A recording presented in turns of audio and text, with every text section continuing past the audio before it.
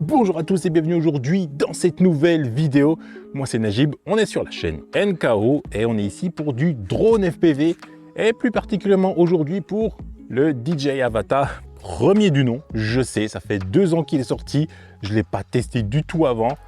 Pourquoi? Pour une grosse raison de budget et aussi une raison de qu'est-ce que je vais en faire de ce drone là. Pourquoi je l'ai actuellement entre les mains? Parce que j'ai des BNF qui sont le Afterburner et l'Hélion.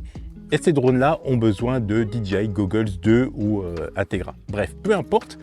Ce qui importe, c'est que je l'ai acheté en pack parce que c'était vraiment pas cher par rapport à acheter les lunettes seules.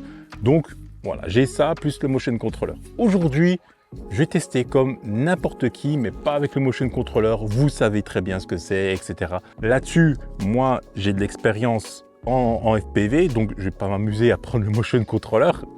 J'en vois pas l'intérêt, moi clairement j'en ne vois pas l'intérêt, même si on dit que c'est magique, etc. J'en vois pas l'intérêt. Je vais le voler comme tout autre drone FPV que je peux construire chez moi, et on va un petit peu voir ce que ça donne. Mais le DJI Avata, qu'est-ce que c'est? C'est un Cinewhoop de 3,5 pouces, si je dis pas de bêtises, corrigez-moi dans les commentaires, avec une caméra 4K ici. En fait, on est sur un O3 tout simplement. Donc, on a une caméra 4K qui va jusqu'à 100 fps, si je dis pas de bêtises. On a des capteurs en dessous ici, avec 2 caméras, des capteurs pour des capteurs de hauteur, tout simplement. On est en mode pusher ici, les moteurs sont à l'envers, donc ça pousse de ce côté-là. On a une batterie ici, si je dis pas de bêtises, c'est une batterie qui a 4 cellules. Et c'est une batterie made in DJI, donc c'est de la lithium-ion polymère. Et là, on est sur du 2420 mAh. Une bonne grosse 4S, honnêtement. Bien sûr, ça embarque une trentaine de gigas en interne pour pouvoir enregistrer si on a oublié sa carte SD, et ça arrive énormément. On peut le brancher à l'ordinateur grâce à l'USB type C, et c'est à peu près tout. Tout est en plastique, bien sûr. Donc, au premier crash, va falloir faire attention en tout cas au crash. Ici, moi, j'ai ajouté la boucle de chez Droner, voilà, que vous trouverez sur leur site. Et restez jusqu'à la fin de la vidéo parce qu'il y aura un petit quelque chose. Donc cette boucle-là, elle permet, en cas de crash, de ne pas éjecter la lipo et du coup de retrouver votre drone, de le faire biper, etc., etc. Donc c'est assez important. Même si normalement ça doit tenir, un crash à haute vitesse, c'est un crash à haute vitesse. La lipo, si elle doit virer, elle virera, je vous assure, elle virera très très bien. Ce que je vais faire maintenant, je vais me préparer à voler avec le drone. On va chercher la radio, on va chercher le nécessaire. Et puis on va faire je vous assure, ce tout premier vol, comme si je n'avais jamais touché l'Avata. Pas de drone FPV, parce que j'ai déjà touché d'autres drones FPV, mais pas l'Avata. Ok, maintenant on est quasi prêt. On va allumer. On va voir si tout est appairé, tout est ok. Alors, 2 appuis. Hop. Un appui court, un appui long. Ok. Jusque là, ça va. Donc là, je me rappelle un petit peu des menus. Normalement, moi, je me mets en tout manuel, mais là, on va commencer en normal pour voir comment ça se passe. Donc, on est bien appairé. Voilà. Ici, dans le masque, j'entends le petit bip. Donc, normalement, c'est ok aussi. Ok. Alors, j'ai pas mis de micro SD, moi, parce que voilà. Je vais utiliser la mémoire interne. Après, je vais la récupérer. Donc, c'est bien cool. Tout est quasi prêt. Là, on a 0 SAT pour l'instant. On a 4. Ok. 9 SAT. Bon, on est bon pour le premier décollage. On va voir ce que ça donne. Bon. Allez, on fait comme si vraiment on n'avait jamais volé, même pas le DJI FPV. Ok, voilà. Ça fait du bruit, ça va. C'est pas horrible. On va se promener un petit peu. Il reste bien en stationnaire. Bon, là, il descend. Ok. Non, ça se passe. Il enregistre en tout cas. Ça veut dire que tout se passe bien. Voilà, je fais du vol à vue, franchement. Pas me casser la tête.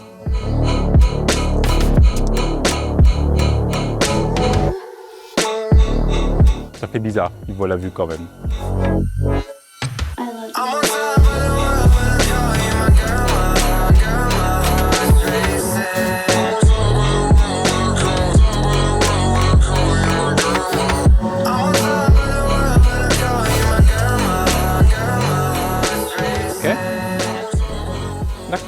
Donc c'est ça que ça donne, hein, l'avatar, le fameux avatar. Ça fait du bruit quand même, hein.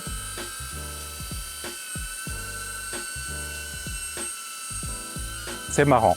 Premier vol avec l'avatar, en vol à vue, hein, tout simplement, on va pas se casser la tête. Maintenant, on va essayer de s'aventurer un petit peu, de faire quelques lignes et tout. On va se mettre à 20-25 degrés. Allez, on va te mettre à 20 degrés pour voir si ça se passe bien en tout cas. Mais là, pour le premier coup, ouais, c'est sympa. Alors là, à l'intérieur, bah, c'est de qualité, hein, bien sûr. Ça, je vais pas vous le dire, je vais pas vous le redire parce que vous êtes sûrement au courant si vous avez vu déjà pas mal de reviews là-dessus. Donc là, je vais mettre ma piste d'atterrissage-décollage et puis comme ça, je vais pouvoir démarrer directement en manuel et puis on va faire ces petits tours-là. Alors comme j'ai acheté un pack simple, j'ai qu'une seule batterie. Ben voilà, hein, ça va être un seul vol avec le DJI Avatar, mais dans un endroit que je connais assez bien, hein, clairement. Et donc, je saurai ce que ça vaut directement. Voilà, vraiment. On va démarrer gentiment, hein, le drone, cette fois-ci en mode manuel. Donc, ça va être autre chose. On va faire un vol comme je le fais en accro d'habitude avec mes Cinewhoop. Je l'ai mis sur 20 degrés.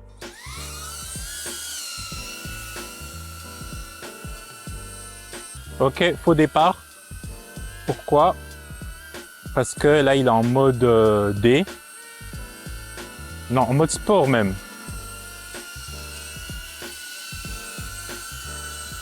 Ah, je pense que j'ai pas fait tous les réglages pour pouvoir le passer en mode manuel. Et c'est ça que j'aime pas.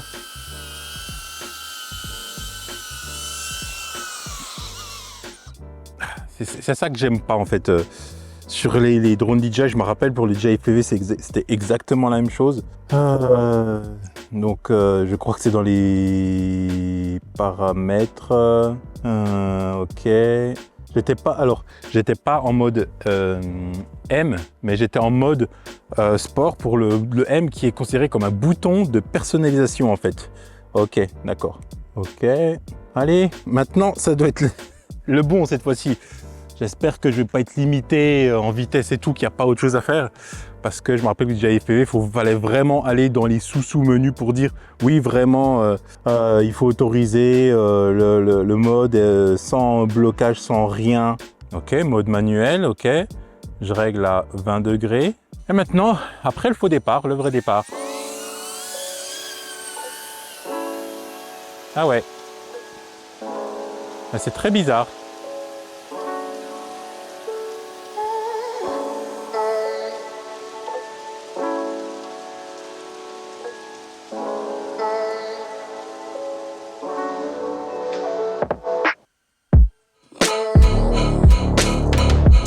Je trouve très nerveux en fait le drone.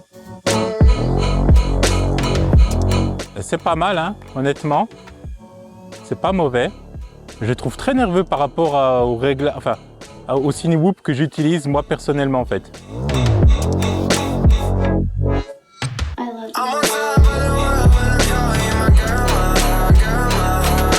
Donc ouais, là je monte, ok. D'accord. Je vole un peu dans la forêt, vite fait.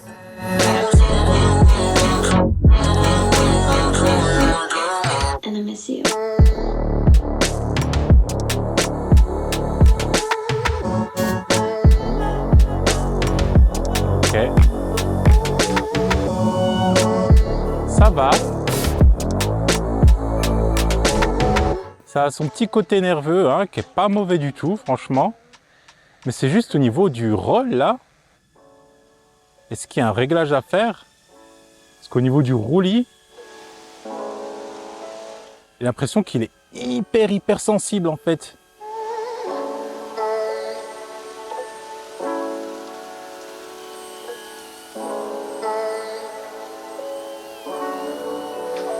Mais hyper sensible, quoi. Vraiment, là, ouais, c'est bizarre.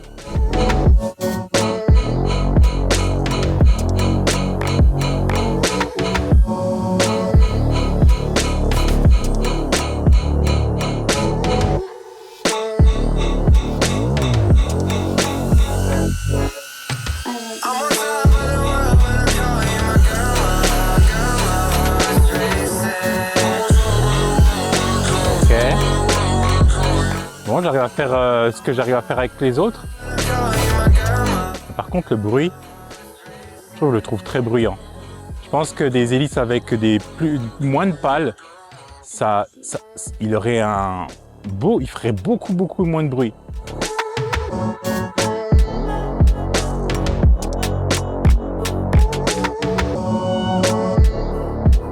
Ok, hein, je fais comme d'habitude, hein, je vole vraiment comme d'habitude.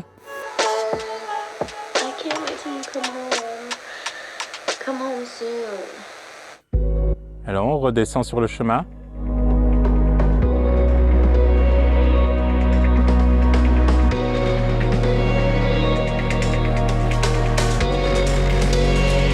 Ok, la route. Et là maintenant.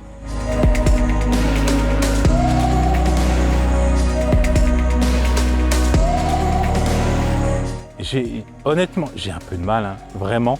J'ai un peu de mal, je le trouve vraiment trop nerveux et du coup, en fait, ça m'enlève, comment dire, de la précision, en fait.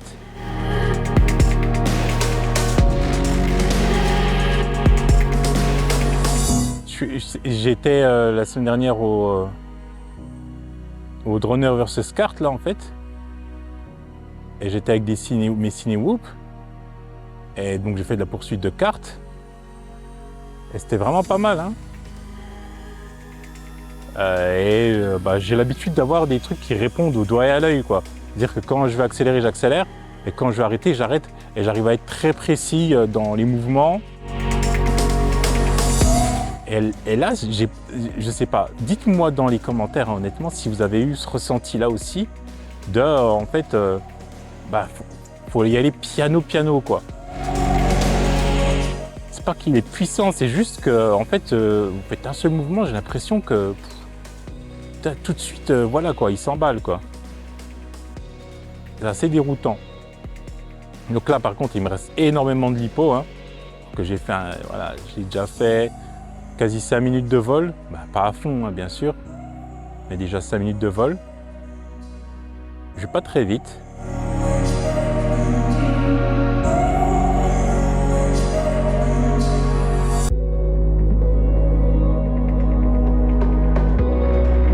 J'ose pas trop rentrer parce que je trouve qu'il accélère. Enfin, qu'il se met à aller vite très rapidement en fait. C'est-à-dire qu'on n'a pas de milieu de dire je vais lentement, tranquillement et rapidement. Enfin, c'est vraiment 0 ou 1 quoi. C'est juste ça qui me fait bizarre. J'ai une petite feuille hein, qui sert. Ah ok. Voilà, ok, plus de petites feuilles, pas d'accident. Mais ouais.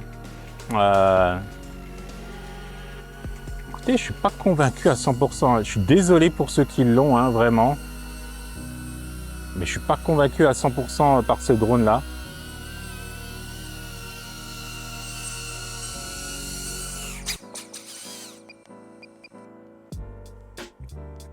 Ok, voilà, bon. J'ai de la peine, je sais pas si c'est au niveau de la radio ou quoi.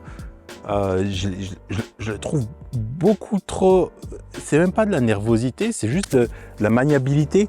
Je le trouve pas si maniable que ça. Je sais pas si j'ai trop l'habitude avec des drones qui ont des réglages bien spécifiques et tout. Mais ça me fait vraiment bizarre. Ça me fait énormément bizarre. Je pense que en environnement plus ouvert, ça doit être peut-être plus sympa en fait en vrai. C'est peut-être ça en fait. C'est peut-être ça qui fait que je le trouve vraiment bizarre. Voilà, vraiment c'est vraiment la première fois que je touche à l'Avata. J'ai jamais piloté l'Avata avant. J'ai eu aussi le DJI FPV. Mais là, ouais, je sais pas. En plus, en fait, le truc, c'est qu'il n'y a pas moyen de le configurer en fait. C'est un peu ça qui est un peu frustrant, c'est à dire que vous ne pouvez pas vous dire ok je vais mettre une config qui va le rendre moins nerveux ou je vais les rate, je vais les faire comme ça. Alors bien sûr là-dedans on peut régler 2-3 petits trucs. Je pense qu'il y a moyen d'atténuer ce roulis un peu violent en fait que je trouve vraiment, vraiment c'est bouger, on bouge d'1 millimètre et tout de suite on tangue d'un côté de l'autre. Ce qui est gênant pour faire des beaux virages, en fait, il faut être vraiment ultra précis. Moi, je pilote au pouce, hein, je pilote au pouce, je pilote pas au pinch, j'y arrive pas, ça. Je n'y arrive pas, c'est pas possible. Donc, ouais. Je sais, ouais, c'est peut-être qu'il me faudrait plus de vol, hein. C'est possible, hein, honnêtement. Hein. Il est pas mauvais, il est vraiment pas mauvais ce drone-là en plus, quoi. C'est vraiment quelque chose que vous prenez, que n'importe qui peut piloter, surtout avec le motion controller en fait au final, quoi. C'est surtout ça. Avec la radio, là, je le trouve un poil bizarre. Pourtant, j'ai fait des lignes, hein. J'ai fait des lignes, mais je me suis pas aventuré comme je m'aventurais avec d'autres drones où je pouvais vraiment mettre les gaz, y aller à fond en tout cas. C'est ça qui est vraiment spécial avec celui-là. Mais on va retourner là-bas sur la table et puis on va en parler. J'espère que vous n'allez pas me détester, vous n'allez pas me dire que je suis anti-DJI du tout, parce que c'est même pas le cas au final. Parce que sinon, j'aurais pas ces produits-là, clairement, hein, pour tester. Mais là, ouais, je suis assez... Je sais que j'allais être surpris en bien, mais là, en fait, je suis surpris, mais au niveau de la maniabilité, et je me sens pas à l'aise, en fait. Ça m'a même crispé un peu, honnêtement, ça m'a même crispé un peu la main d'avoir tant de sensibilité dans les sticks, en fait, avec ce drone-là. Parce que normalement, on n'a pas autant de sensibilité que ça. Honnêtement, je pense que ça doit passer par des réglages là-dessus. À moins de, voilà, on s'en fiche, on vole dans des grands espaces. Et puis on y va, franco, go, on y va. Là, c'est pas le cas en fait. Si j'ai choisi ici, c'est parce que ici, c'est vraiment fait pour du ciné-whoop. Hein, clairement, pour moi, c'est vraiment fait pour du ciné-whoop. Donc ça, normalement, l'Avata, il se prête à ce jeu-là. Bien sûr, je peux m'amuser, aller à droite, à gauche, hein, vous avez vu un petit peu. J'ai essayé de faire des enroulés, hein, des POI autour de moi. Hein. J'y suis arrivé, mais je sentais vraiment qu'il fallait que je sois précis pour pouvoir vraiment avoir un bel effet là-dessus en tout cas. Je pense que voilà, c'est ma première impression et je pense qu'il faut que j'empile les lipos là-dessus pour vraiment plus le maîtriser, affiner les réglages, hein, vraiment le rendre le moins sensible possible aux réglages par rapport à la radio. La radio, celle-ci, c'est la radio que j'ai avec le DJI FPV. Donc c'est là la numéro 2, la radio numéro 2. La RC2, donc voilà, ça je l'ai depuis longtemps, je m'y suis habitué puisque j'ai volé avec le DJI FPV, donc je sais exactement comment ça se passe, hein, clairement. Donc dans ma tête, je suis déjà habitué au niveau de la mémoire musculaire, hein, comme on dit, je suis habitué, je sais exactement comment ça fonctionnait avec le DJI FPV sans problème. Donc voilà, mais malgré tout, tout ça, c'est cette expérience un peu spéciale pour moi aujourd'hui où je le vole sans l'avoir réglé, sans avoir rien regardé, juste le configurer, l'activer et puis voler avec. Hein. Vraiment, c'est tout ce que j'ai fait. J'ai fait quand même des bons runs. Je suis allé dans la forêt, je me suis bien amusé, j'ai passé 2-3 endroits, voilà. Mais comme je vous ai dit, j'ai l'impression que c'est du 0 ou du 1 là avec les réglages actuels, c'est-à-dire que soit vous allez tout doucement, ou soit ben, vous mettez un peu de gaz et là, boum, ça part direct, vous allez vite en fait. Il n'y a pas cet entre-deux où voilà, on aimerait varier la vitesse à certains endroits. Et ça, pour moi, c'est un peu embêtant en fait. C'est un peu embêtant parce que c'est pas comme ça tout le temps. Enfin, quand on vole pas soit très lentement ou très rapidement. Alors, j'ai pas essayé des flips, des choses comme ça, mais voilà, ça sera à essayer en tout cas. Mais on va quand même noter les points positifs hein, là-dessus, hein, bien sûr. C'est que déjà, premièrement, c'est au niveau de la lipo. C'est une lipo intelligente. Donc ça, voilà, ça a toujours été un gros point positif chez DJI, que ce soit sur les Mavic, que ce soit sur le DJI FPV, que ce soit sur l'Avata, l'Avata 1, l'Avata 2. C'est que la gestion des lipos est simplifiée. C'est une lipo intelligente. Vous avez un petit chargeur qui est ici, là, parce que comme j'ai le pack simple, vous le branchez ici. Vous le branchez soit au secteur ou soit si vous êtes en déplacement, vous pouvez carrément brancher avec un power bank. Donc, c'est-à-dire que ça va charger votre batterie même en voyage. Alors, je ne sais pas combien de temps ça prend. Ça peut prendre du temps, bien sûr. Il faut avoir un power bank qui quand même balance des watts, hein, honnêtement. Sinon, ça va être un petit peu longuet hein, pour vous, honnêtement. Le drone, vraiment, là-dessus, donc il y a un O3. voilà, on est sur de la valeur sûre au niveau de la qualité, tant au niveau du retour vidéo qui est en 1080p, qu'au niveau de l'image, bien sûr, qui sera exploitable pour les réseaux sociaux. Les réseaux sociaux.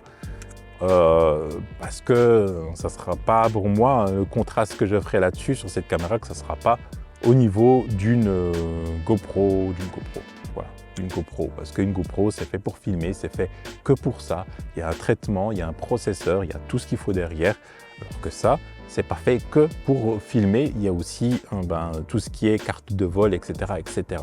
Il y en a qui diront non, franchement c'est mieux qu'une GoPro, il y en a qui seront d'accord avec moi, enfin peu importe votre avis. Moi aujourd'hui je sais très bien que ça je peux pas faire comme avec une GoPro, hein, honnêtement. Allez, on va dire que ça part sur la GoPro 11, Hero 11, hein, voilà, pour donner l'équivalent.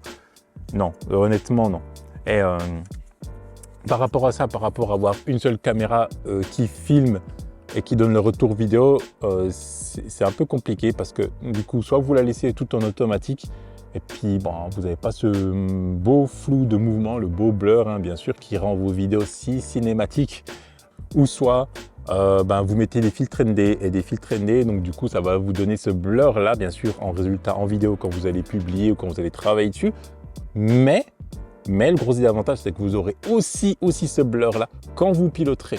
Le but d'avoir une caméra FPV aujourd'hui, c'est d'avoir une fréquence d'image assez élevée, 60, 100, 120 fps en fait.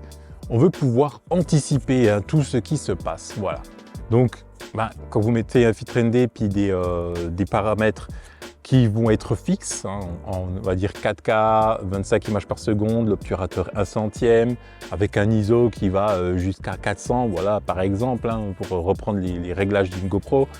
Là, vous allez vous brider un petit peu par rapport à la vue, donc vous ne verrez pas autant de détails à haute vitesse, hein, bien sûr. À basse vitesse, ça ne changera pas beaucoup, mais à haute vitesse, ça changera, bien sûr, hein. Et si vous allez dans les coins un peu sombres, vous imaginez bien qu'avec un filtre ND, ça va sombrir, ça va faire l'apparition de bruit sur l'image, et vous ne verrez pas aussi bien que ça dans le retour vidéo aussi.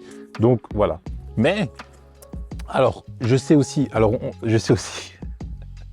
désolé, j'imagine un peu, mais je sais aussi qu'il y en a qui mettent une GoPro là-bas au-dessus, mais si je dis pas de bêtises, la puce GPS, elle est là-bas au-dessus, donc ça peut éventuellement causer des problèmes, un déséquilibre du drone aussi, bien sûr, parce que il est full équilibré, comme il a été pensé full équilibré, comme il est là actuellement. Et si vous rajoutez un élément au-dessus, ça va rajouter du poids, bien sûr, et il n'aura plus le même centre de gravité, plus le même équilibre, etc., etc. Ça marche, je sais que ça marche très bien. Il y en a qui le font, il n'y a pas de souci, mais c'est pas un cas où ça a été étudié pour. Voilà, c'est vraiment pour pas utiliser la caméra 4K là-dessus et toujours avoir une vue FPV et une plus belle image, on va pas se cacher. Donc on a beaucoup de techno embarqués, comme je disais, il y a le GPS pour avoir des SAT, c'est cool. Mais alors, le petit point négatif par rapport à ça, c'est qu'on a beaucoup de techno embarqués. Et comme le DJI FPV, c'est très bien pour les débutants, parce que ça va les aider à ne pas cracher trop méchant. On a le bouton Stop Start, hein, donc on pourra arrêter le drone en plein vol si on ne se sent plus en confiance. Donc il va se mettre en stationnaire. Il y a le RTH au cas où si on perd la connexion avec la radio ou même avec le retour vidéo en fait, hein, quand on a un retour vidéo qui vient extrêmement faible et que ça coupe. Donc ça, c'est vraiment des bonnes sécurités là-dessus. Ça vous rassure, ça vous permet un petit peu d'oser des petites choses, d'oser des petits parcours, etc., etc. Pas faire du long range non, bien sûr, mais ça vous aide bien sûr à vous libérer de cette crainte, de cette peur de perdre votre drone très facilement. Mais qui dit technologie dit aussi contrainte, hein, bien sûr, parce que il va y avoir l'effet de mur invisible quand vous aurez des NFZ, hein, bien sûr, vous ne pourrez pas aller voler où vous le souhaitez, et heureusement, bien sûr, mais il peut y avoir des espèces de murs invisibles toujours aussi qui existent. Et par rapport à la hauteur du sol, on ne pourra pas aller voler en montagne, ça va être compliqué parce que quand on va commencer à monter assez haut, il peut y avoir un dénivelé assez important. ben, le drone va se bloquer à 500 mètres, je crois, de hauteur par rapport au point de départ. C'est pas par rapport à la hauteur par rapport au sol, au point de départ. Donc, ça peut vous brider aussi, ça peut un peu vous frustrer.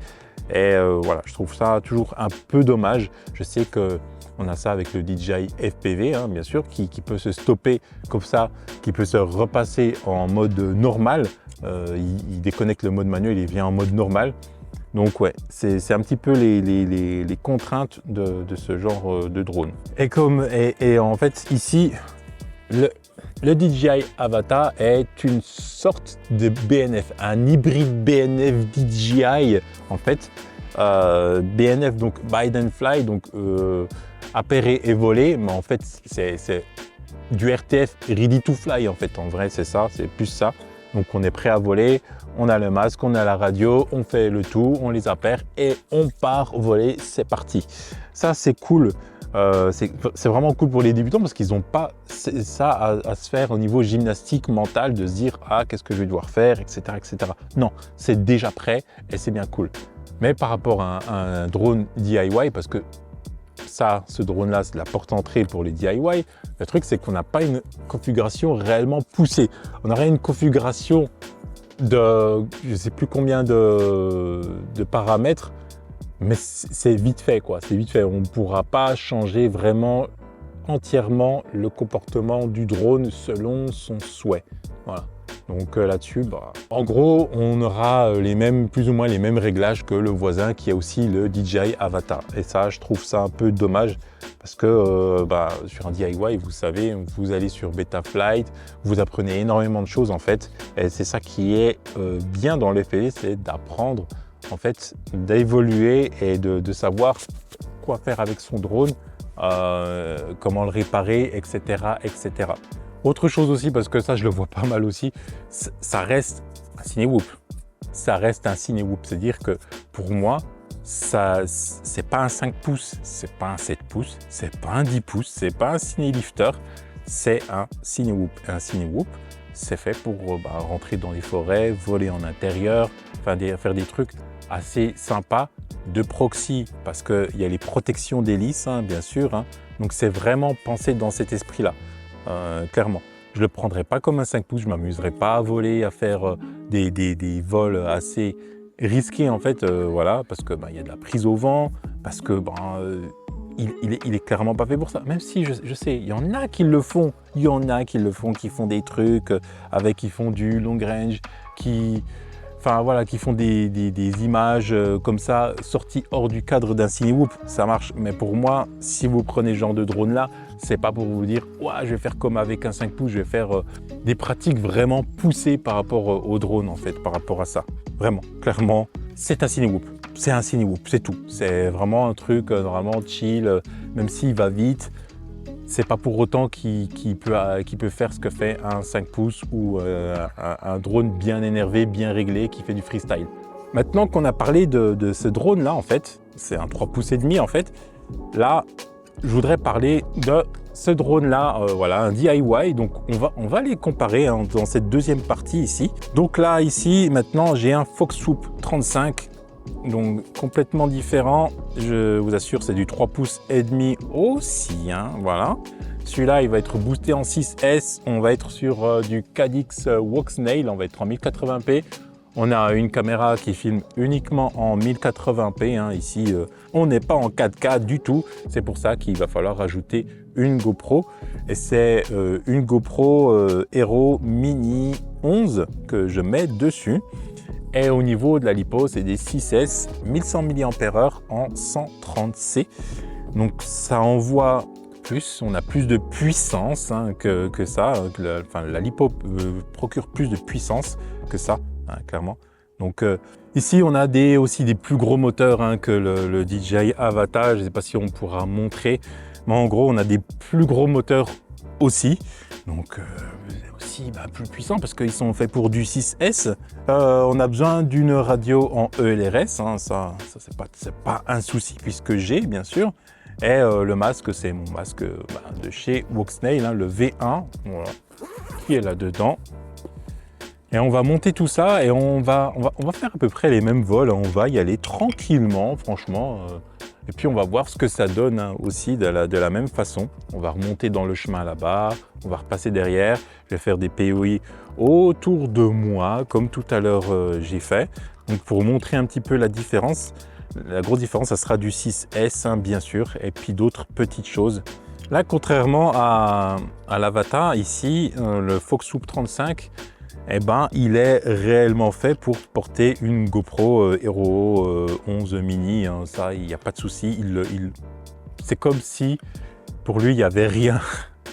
Honnêtement, c'est un peu ça le délire. C'est comme s'il n'y avait rien du tout branché dessus, hein, qui porte rien. Donc, quand vous décollez, vous ne le sentez pas du tout. Vous ne sentez pas une espèce de contrepoids ou quelque chose comme ça. Non, c'est assez bien équilibré là-dessus. Hein. Surtout que la lipo, ben, elle fournit assez de puissance pour porter le tout.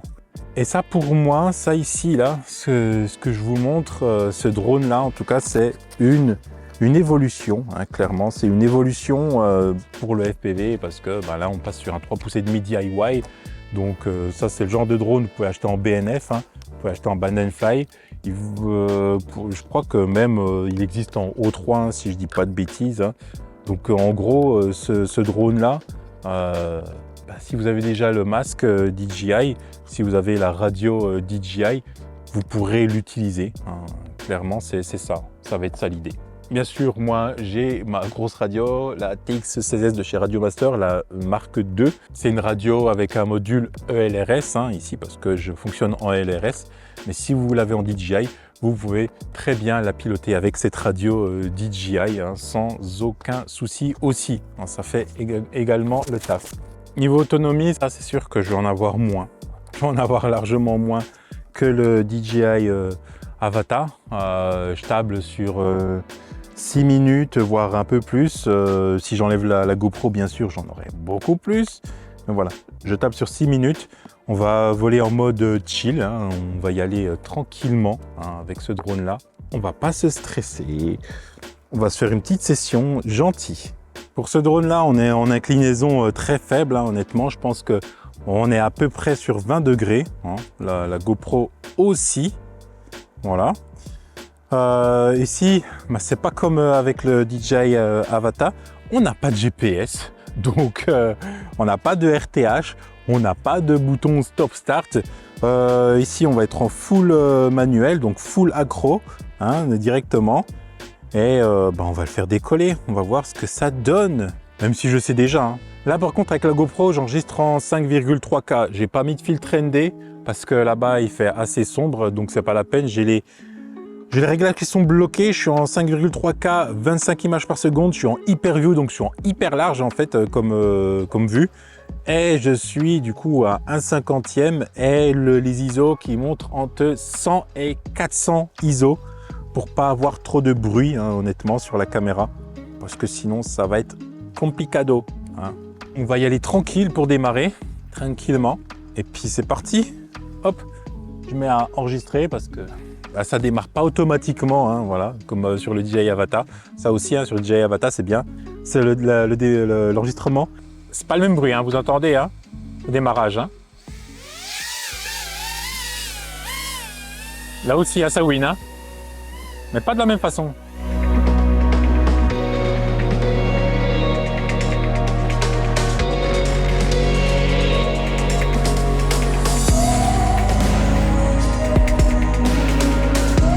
Là aussi, là, j'ai un peu de peine, perso. Bon. Je sais qu'il est plus puissant, donc je fais un peu plus attention.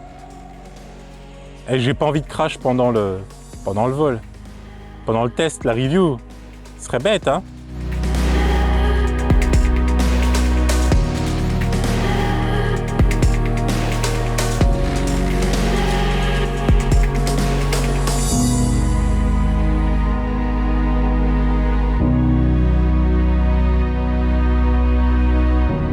Bien sûr, quand je fais le test, il y a une voiture qui arrive au même moment.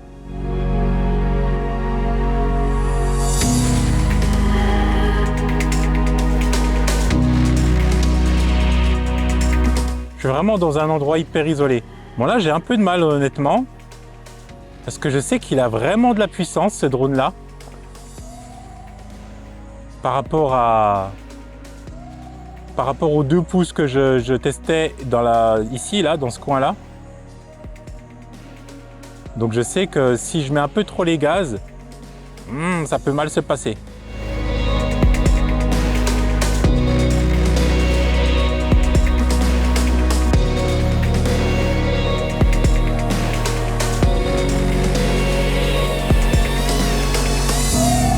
On fait un POV.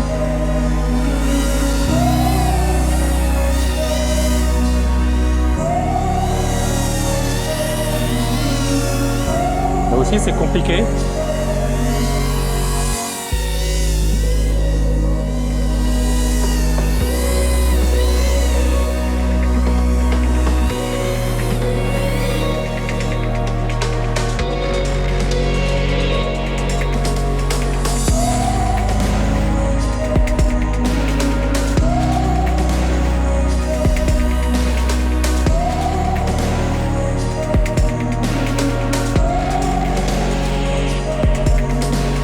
Allez, on repart dans la forêt un petit peu.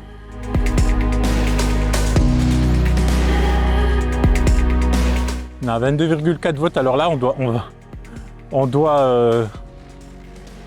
contrôler la tension de la batterie en fait.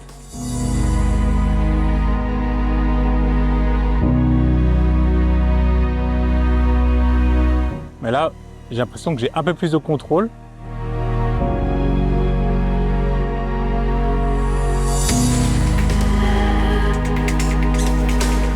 Et j'ai moins peur de cracher. Et j'ai craché. Donc là, je vais aller chercher. On va redémarrer. J'ai tapé la barrière. Alors, j'ai pas regardé combien de temps j'ai volé, hein, déjà. Punaise. Non, j'ai même pas regardé. Zut. Je vais pouvoir le voir là. Alors, j'en suis à 3 minutes. 3 minutes de vol. Je pense qu'il reste un petit peu de temps de vol. Là, je le crache. J'ai moins peur qu'avec le DJI Avata en fait en vrai. Parce que la frame ici, elle est en plastique, bien sûr.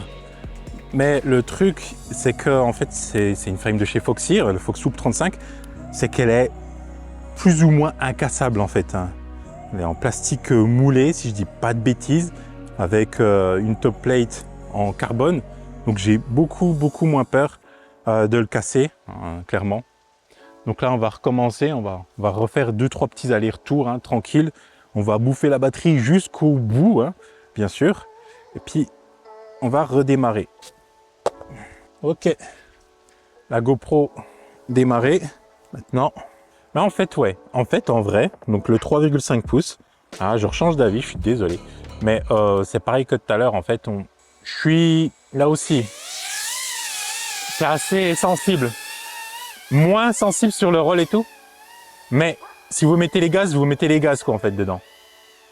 Vous faites pas à moitié quoi en fait en vrai, c'est ça. Bon là, le truc c'est que je suis en 6S donc je m'attends à un comportement de drone 6S. Donc qu'il envoie clairement, qu'il envoie du pâté.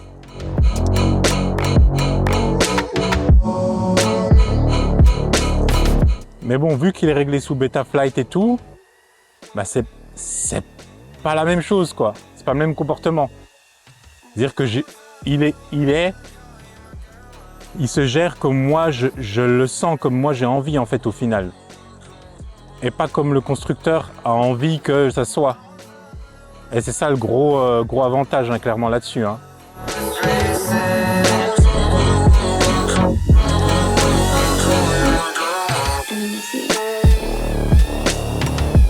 Là, il me reste encore de la batterie, hein, clairement. Hein. Je suis à 21,9. Je peux descendre à 21,4. Normalement, c'est 21 la grosse limite. Donc, je peux y aller, il n'y a pas de souci.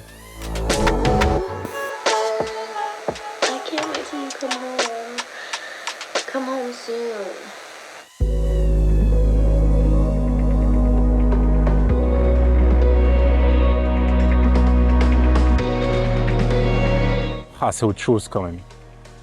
Je suis désolé pour ceux qui ont un Avata, mais là, l'expérience avec ça, c'est quand même autre chose.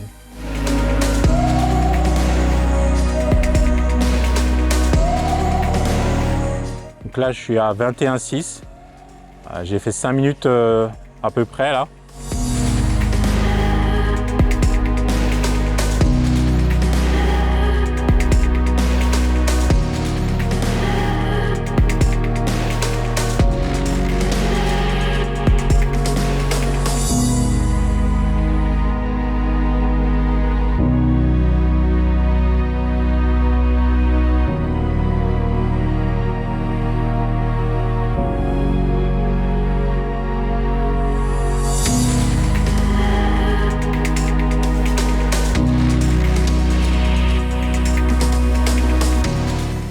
Voilà, on est à quasi 6 minutes.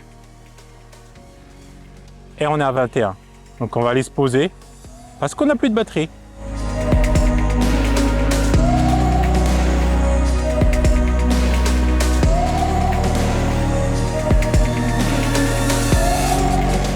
Ok, donc là, la grosse différence aussi avec l'Avata, c'est que vous n'avez pas de message d'avertissement pour vous dire que vous n'avez plus de batterie.